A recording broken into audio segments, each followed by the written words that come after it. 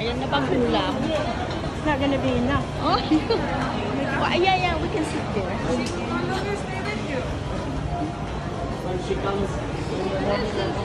Filipino food.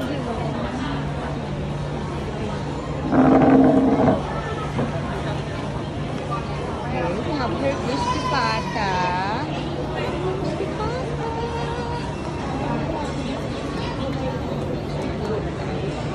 Sarap ah.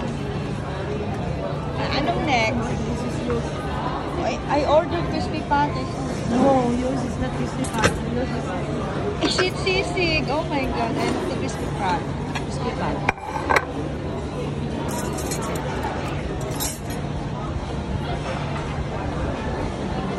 Sarap ah.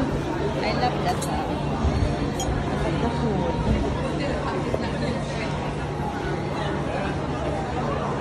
Hello everyone! Nandito pa rin kami sa Malta and it's time for lunch. We're in Malta.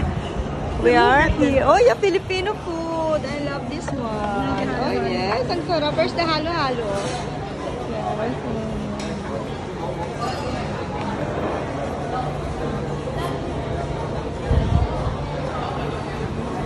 Yes, ito yung parang ano nila, parang food court nila dito. Tapos maraming Filipino dito, everyone. There are a lot of Filipinos here in Valletta, Malta.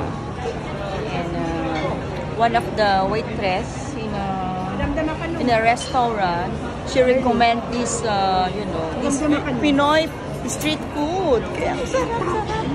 Yes. Ang sarap. Ang sarap. Filipino food. Yes, I have the sisig. You have the crispy pata over there. Then fried rice. Oh no, this is my rice. And of course, pusit for me squid. This is the food. Yes. It's lunchtime. It's lunchtime, everyone. I will enjoy the food. Nilalagay ba ito sa amin? Ay, ang sarap. Ang sarap. I love the crispy pata. Everyone, see you later.